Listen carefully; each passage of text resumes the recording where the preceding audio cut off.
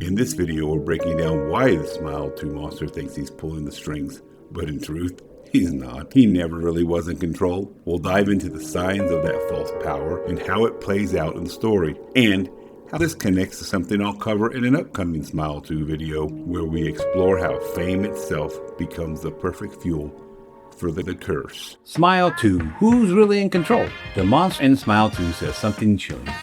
You're not in control, Skye. I am. But here's what I want to know.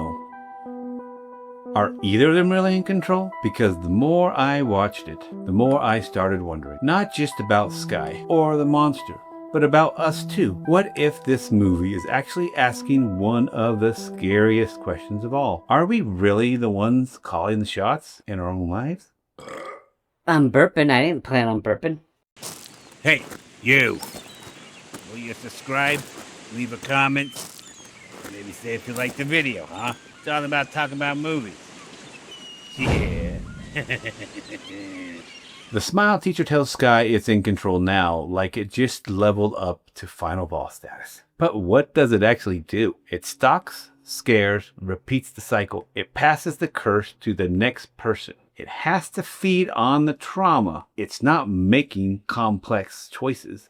It's just reacting, following its own built-in pattern. It's not a mastermind. It's more like an instinctual creature played out its role over and over. And if that's true, then who's really in control? Now let's look at Skye. She's famous, but also trapped. Trapped in public. Trapped in grief.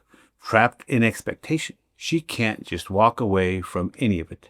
She's built her life around it. And many people, probably thousands of people, depend on her for a living. She's built her life around a version of herself that might not seem real anymore. Her trauma doesn't get processed, it gets photographed. She's smiling because she's supposed to. She's reacting, performing, following a path that feels predetermined. Different theme, but same loop. Can you stop thinking? Let me ask you something. You ever tried to stop being sad and couldn't? Or tried to stop thinking, only to realize the thoughts don't stop? Where do those thoughts even come from? You're not making them.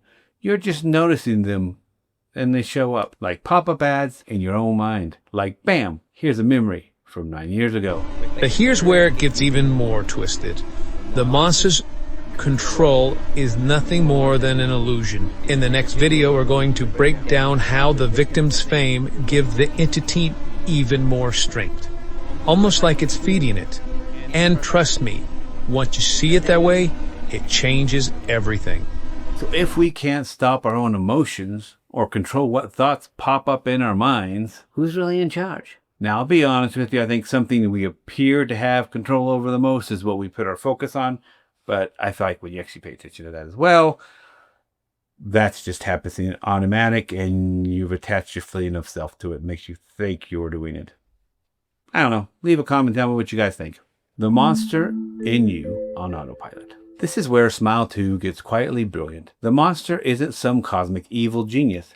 It's a trauma-driven loop machine. It does what it has to do. Torment, infect, repeat. Ask it to stop feeding off people and go write a novel or take a vacation or maybe learn some pottery. It can't. It doesn't even know how to want anything else. And that's the scariest part, because a lot of us, we live like that too. We react, we lash out, we spiral. Then we justify it. But deep down, we're stuck in a loop. Many loops. Emotional ones. Mental ones. Patterns we didn't design.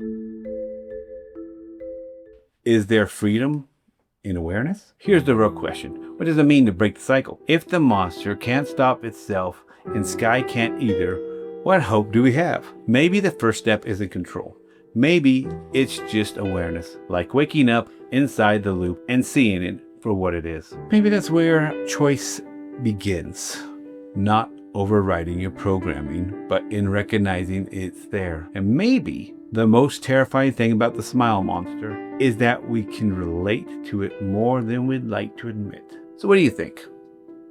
Are we really in control, or just reacting to some old pain, some old programming, some DNA that's been around for millions of years that tells us to act a certain way? Do we have free will or just free reactions? Drop your thoughts in the comments. Before we wrap it up, I want to point out something for Stranger Things fans. Mile Entity isn't the only horror villain that feeds off drama. Vecna works in almost the exact same way. In a future video, we'll compare them side by side and see which one really takes the crown for the most disturbing. Who knows? Maybe I'll see which one could kick the other one's ass as well. And till next time. Peace. Till next time. Peace.